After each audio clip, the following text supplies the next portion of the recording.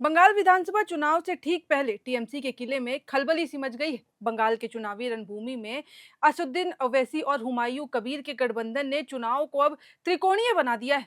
जिस महारैली का सबको बेसब्री से इंतजार था कि उस रैली में क्या होगा, आज वो रैली हुई और मुर्शिदाबाद में हुमायूं कबीर की आम जनता उन्नयन पार्टी के साथ एक विशाल जनसभा को संबोधित करते हुए एआईएम के प्रमुख असुद्दीन ओवैसी ने टीएमसी, कांग्रेस और लेफ्ट पर करारा हमला बोल दिया है। उन्होंने अपने इंटेंशन भी साफ कर दिए हैं कि वो किस इरादे से इस चुनाव में उतरेंगे।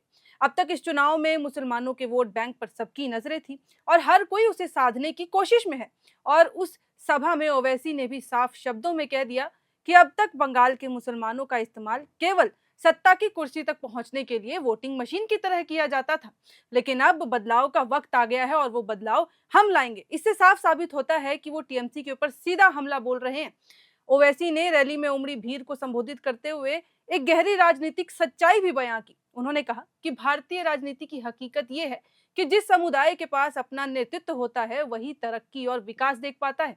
बंगाल में मुसलमानों की आबादी करीब 30% है, लेकिन सरकारी नौकरियां में उनकी हिस्सेदारी मात्र 7% की है। मैं पूछता हूं कि ऐसा क्यों, ये कारण इसके पीछे का क्या है। ओवैसी ने आगे ये भी कहा, क्योंकि आपका अपना कोई बोलने वाला ही नहीं है। हुमायूं कबीर को अपना बड़ा भाई बताते हुए उन्होंने साफ कर दिया है कि गठबंधन केवल चुनाव के लिए नहीं बल्कि बंगाल में एक स्वतंत्र मुस्लिम नेतृत्व खड़ा करने के लिए भी किया जा रहा है। ओवैसी ने अपने भाषण में किसी को नहीं बख्शा। उन्होंने अपने इंटेंशन साफ किए। मुख्यमंत्री ममता बनर्जी पर भी निशाना साधते हुए उन्होंने कहा कि ममता दीदी ईद के मौके पर रोड रोड जाकर दुआ मांगती हैं, लेकिन क्या दुआ मांगने से बच्चों के पेट में खाना आ जाएगा? क्या इससे उनको शिक्षा मिल जाएगी? उन्होंने आरोप लगाया कि टीएमसी ने मुसलमानों के वोट तो लिए, लेकिन जमीनी हकीकत तो यह है कि उन्होंने आज तक उनके लिए कुछ भी नहीं किया। 5 लाख ओबीसी सर्टिफिकेट रद्द होने के मुद्दे पर भी उन्होंने ममता सरकार को घेरे में लिया और इसे भी अल्पसंख्यकों के साथ अन्याय बताया। ओवैसी की इन बातों से अब साफ हो गया है कि उनका इरादा किस तरीके का है, कि वो हुमायूं के साथ क्यों गठबंधन कर रहे हैं और उनके साथ मिलकर मुस्लिम वोटर्स को अपनी ओर खींचना चाह रहे हैं। और ओवैसी का भी बंगाल चुनाव में एंट्री इसीलिए भी अहम है क्योंकि अगर आपको याद होगा तो बिहार विधानसभा चुनाव में भी ऐसा ही कुछ हुआ था। उन्होंने 5 सीटें जीती थी, जिसमें सभी 5 सीटें मुस्लिम बहुल सीमांचल इलाके की थी। हालांकि किसी को उम्मीद नहीं थी कि ओवैसी ऐसा कुछ कर पाएंगे। और एआईएम की ये जो जीत है इसीलिए भी अहम थी क्योंकि बिहार में एनडीए की लहर के बीच आरजेडी जैसी बड़ी पार्टी की सीटों को 25 तक लाकर उन्होंने सिमटा दिया था। मगर इसके बाद पिछले चुनाव में मिली 5 सीटों को बचाने में वो सफल रहे। हालांकि अब वही चीज जो है वो ममता बनर्जी को ऐसा लग रहा है कि वो बंगाल चुनाव में भी रिपीट कर सकते हैं, और वो भी तब जब पार्टी के पिछले चुनाव में जीते 5 में से 4 विधायक आरजेडी में चले गए थे। इसीलिए भी ममता बनर्जी और पार्टी अब थोड़े डर के माहौल में है। इससे पहले हुमायूं कबीर ने भी क्योंकि साफ संकेत दे दिए थे और दोनों का गठबंधन अब यही बता रहा है कि ममता बनर्जी को डरने की जरूरत तो है। ममता बनर्जी की लक्ष्मी भंडार योजना, जिसमें कि 1000 से 1500 रुपए मिलते हैं, उसको भी चुनौती देते हुए कबीर ने यह वादा कर डाला कि उनकी सरकार आने पर महिलाओं को 3500 प्रति माह दिए जाएंगे और ये राशि अल्पसंख्यकों और गरीबों को देने वाली जो राशि होगी वो एक सच्चा हक होगी, ना कि कोई हमारी तरफ से एहसान। हुमायूं कबीर का सबसे विवादित बयान तो तब रहा जब उन्होंने ममता बनर्जी की धर्मनिरपेक्ष छवि पर सवाल उठा दिया। उन्होंने आरोप लगा डाला कि ममता बनर्जी 3 बार मुख्यमंत्री बनी, वो भी सिर्फ मुस्लिमों के वोट से, लेकिन वे मुस्लिम के लिए कुछ भी करती नजर नहीं आई मुस्लिम जमीन पर, बल्कि वो दुर्गा मंदिर और दीघा में जगन्नाथ धाम बनवा रही हैं।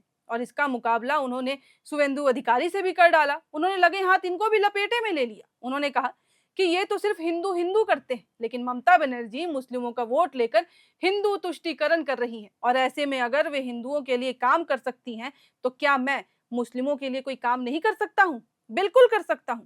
और ये आप सबको पता है कि हुमायूं कबीर पहले ही बेलडांगा मुर्शिदाबाद में बाबरी मस्जिद जैसी दिखने वाली मस्जिद बनाने का ऐलान कर चुके हैं, और ये भी एक कारण था कि टीएमसी ने उन्हें इसी की वजह से निलंबित कर दिया था।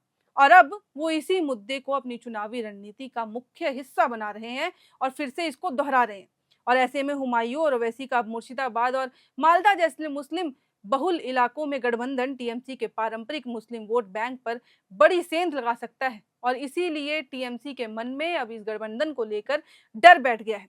और अगर मुस्लिम वोट टीएमसी और कबीर के बीच बंटता है तो टीएमसी को तो नुकसान होगा, लेकिन लगे हाथ इसकी वजह से बीजेपी के लिए ध्रुवीकरण वाले इलाकों में जीत की राह भी आसान हो सकती है। यानी कि वोट अगर बटेगा तो कहीं ना कहीं बीजेपी को थोड़ा फायदा हो सकता है। अब वो अलग बात है कि कबीर ने शुभेंदु अधिकारी को भी निशाने पर रखा है, जिससे वे खुद को तीसरे विकल्प के रूप में पेश कर रहे हैं।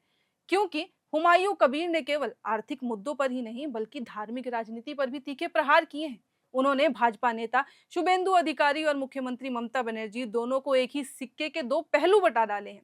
क्योंकि कबीर का ये कहना है कि एक तरफ जब शुभेंदु अधिकारी दिन रात सिर्फ हिंदू हिंदू करते हैं, तो वहीं दूसरी तरफ मुख्यमंत्री ममता बनर्जी मुसलमानों के वोट लेकर हिंदुओं के लिए काम करती हैं। अपनी कुर्सी तो वो हमेशा बचा लेती हैं, क्योंकि उनके पीछे मुस्लिम वोटर्स का हाथ होता है, लेकिन जब काम करने की बारी आती है तो वो सिर्फ मंदिर बनवाने के ऊपर फोकस करती है।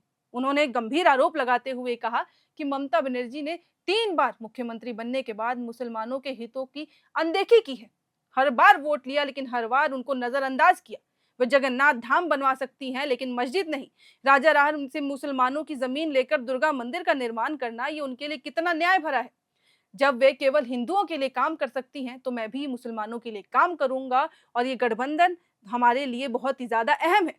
तो अब कुल मिलाकर ये महारैली बहरामपुर के राजनीतिक इतिहास में एक नया मोड़ ले सकती है। राजनीतिक विशेषज्ञों का ये भी कहना है कि यदि हुमायूं कबीर और ओवैसी का ये गठबंधन सफल हो जाता है, तो बंगाल की कई सीटों पर समीकरण पूरी तरीके से बदल जाएगा। अब देखना ये होगा कि ममता बनर्जी इस नई चुनौती को कैसे लेती है, किस तरीके से निपटती है। क्या लक्ष्मी भंडार के जवाब में हुमायूं कबीर का ये 3,500 रुपए का वादा काम करेगा, या फिर बंगाल की जनता एक बार फिर ममता बनर्जी पर ही भरोसा जताएगी।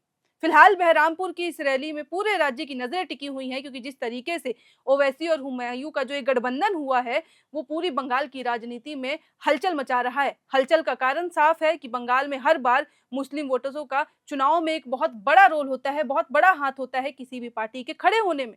चुनाव में अगर किसी को जीतना है तो उनको कहीं ना कहीं मुस्लिम वोटर्स की जरूरत पड़ती है, और ऐसे में ये गठबंधन साफ करता है कि जो ओवैसी सीमांचल में बिहार चुनाव में कर चुके हैं, वही अगर काम बंगाल में भी हो जाता है तो वोट पूरी तरीके से बढ़ जाएगा। और अगर वोट बटेगा तो कहीं ना कहीं पूरी जो राजनीति है बंगाल की, उसमें भी कुछ ना कुछ हलचल मच जाएगी, उसमें भी उलटफेर हो जाएगा।